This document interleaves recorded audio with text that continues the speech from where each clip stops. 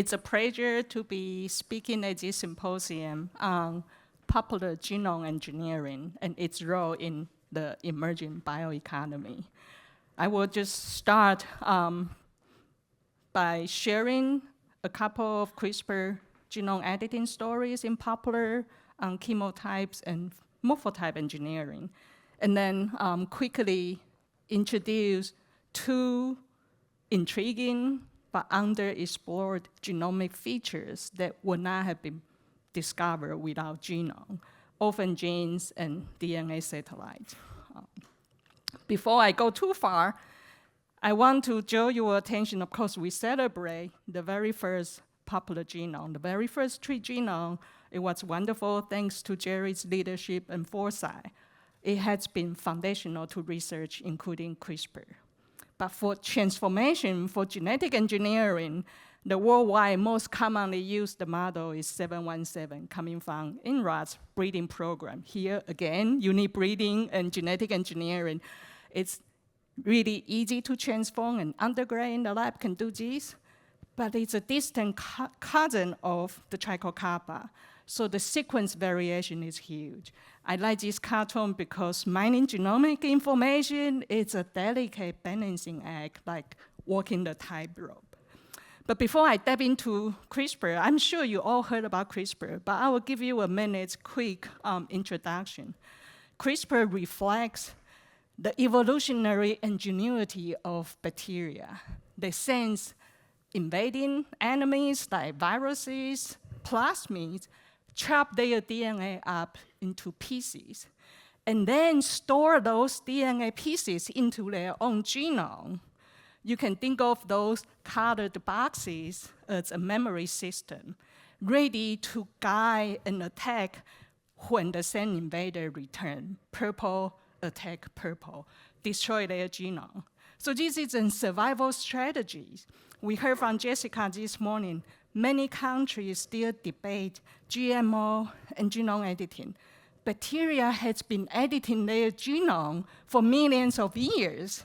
If you like yogurt, if you like cheese, you have been eating CRISPR without regulatory approval.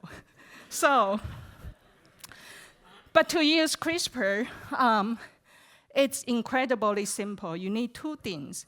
You need an enzyme called Cas, and then you need a guide RNA. You can think of Cas as a GPS with scissors. But GPS won't work unless you give it an address, and that is the guide RNA. It's just a short 20 nucleotides, 20 letters long. With the two, once they arrive at the target site, DNA got cut up, the host repair the damage, and then in this process, generate edits a few nucleotide change. But to do that, in practice, you need to know the genes, or better yet, the genome. You need to have a way to deliver those genetic tools into the cell and then regenerate the cell into the whole plant. Steve already talked about lots of challenge there. Not all trees can be regenerated and transformed, but at least we have an incredible tools. So 10 years ago, when we started CRISPR, we have to manually check the guide RNA, the address, to make sure we don't run into the variation between 717 and the trichocapa.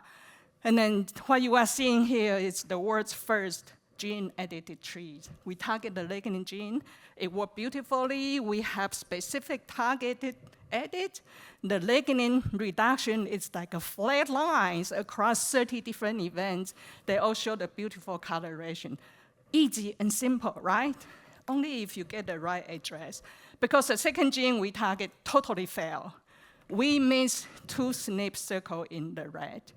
So they just told us that the technology is only as good as you know how to use them.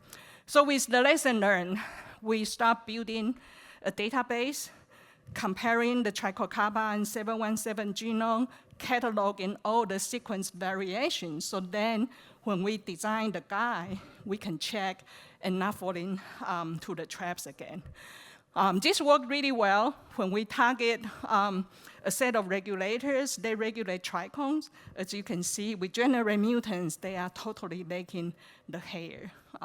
targeting a known gene plus their regulator. So you can see the phenotype, but when we map the DNA, it was very confusing because the program was telling us that even our wild type had added, which was, of course, not the case, right?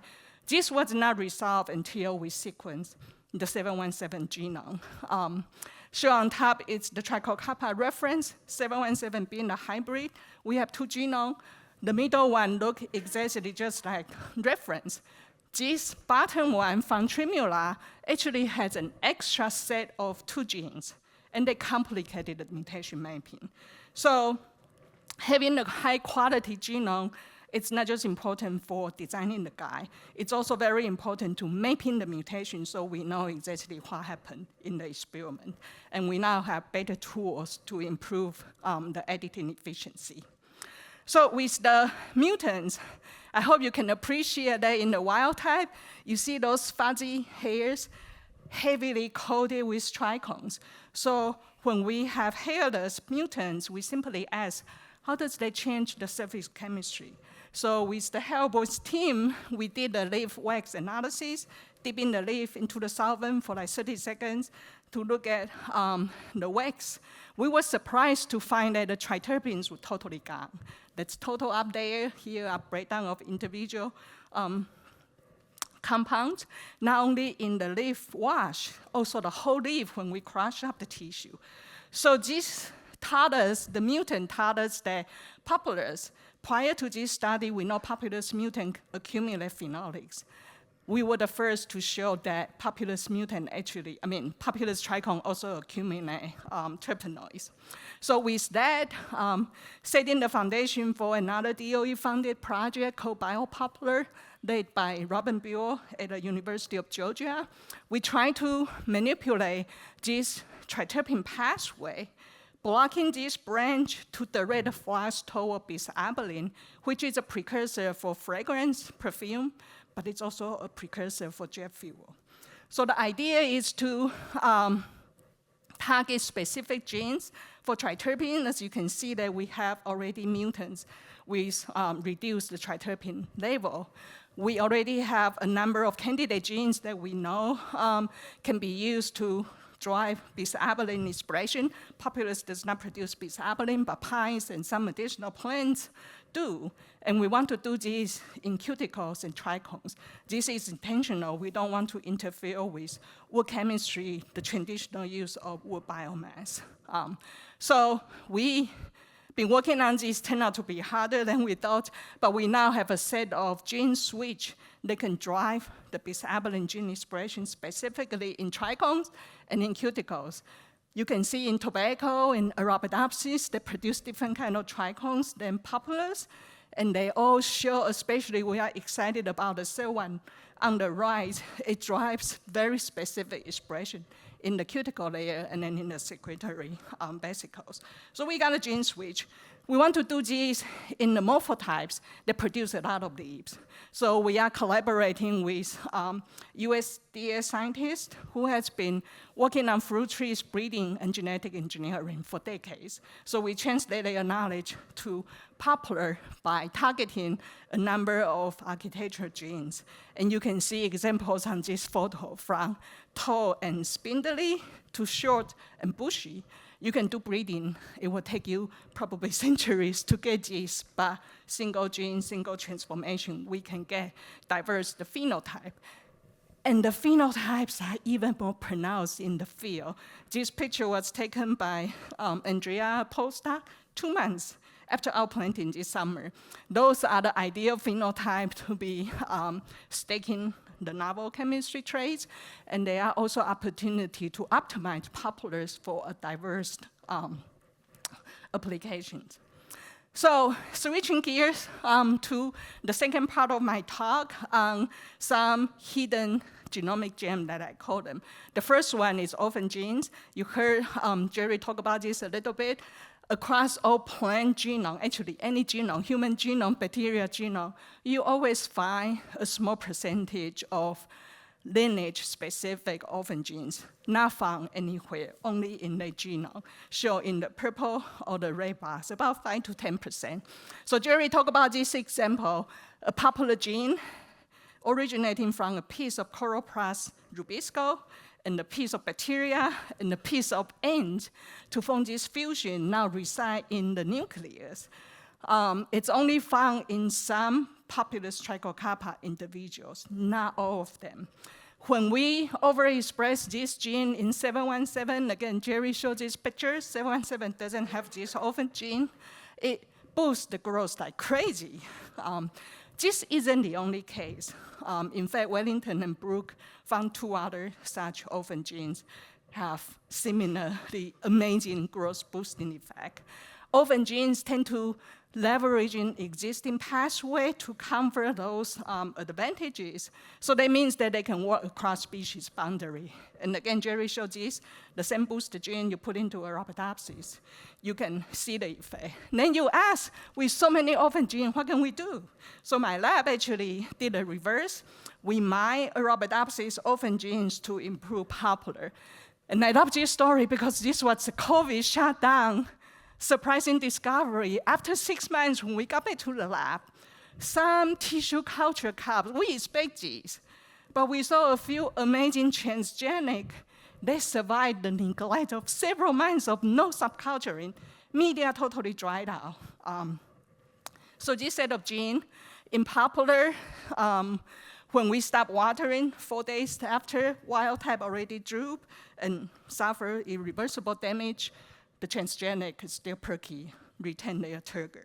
The genes were known to be cold tolerant. We showed could be drought tolerant, nutrient stress deficient. So this is an example that we can probably engineer multi-stress tolerance. Finally, let me talk about another understudied genomic features, satellite DNA. You heard about microsatellite markers. But satellite DNAs are named because in this case, it's a discovery from the high-quality genome, 147 base pair repeated millions of times, forming an array, drawn in the blue bar. Some of them are even larger than the centromere repeat. The amazing thing is you can actually see them when you do this chromosome squash assay because they're so abundant. What postdoc Ron did is survey all the populous genome available out there, and then we color-code the populous name. You can read it, but we color-code them by the sections. You find them only in the aspens, in the light blue color, except for a tropical aspen only found in this Hainan island, geographically isolated. Why is this significant? Because aspens actually don't get along with any other populace. It has been notoriously difficult to cross aspens with other populares, meaning that many populace programs could not tap into aspen gene pools. So we wonder maybe those satellite, aspen-specific satellite repeat hold the key to breeding barrier. So we decided to do a crazy experiment, edit them out. Of course, this is a proof of concept. We build construct because they are highly, highly similar. So we were able to generate tons of catalyst events, but only 2 or 3 can get to the whole plant regeneration. Probably because we have millions of copies. If you cut so many of them, you could have lost a whole chunk of chromosome. So when we sequence the genome, that's what we see. On the top is the wild type, flat line. The sequencing really kind of distribute evenly. But in the transgenic event, you see those dip. And then in the callus, we have more of those dip. And then zooming in, you can see the Lego mapping correspond to the repeat marked by the blue bars. So the project is still young, but it shows the power of CRISPR to edit not just the genes, but potentially the non-coding mysterious repeats that could inform us about their function. So to wrap up, the first 3 genomes and those that follow revolutionized tree bioengineering and setting the stage for CRISPR genome editing. We now have the tools to target multiple genes and multiple traits at once. We can target not just genes, but also non-genic region. We can also start thinking about addressing long-standing questions like hybrid incompatibility. Obviously, there are still challenges like studying all of the genes in the genome, transformation bottleneck, regulatory issues that we heard this morning. Nevertheless, genomic science has transformed my own career. I believe it will continue to shape the next generation of scholars. To close, I want to thank you, Jerry, for the leadership and the foresight. They really has positioned us at the forefront of plant biology.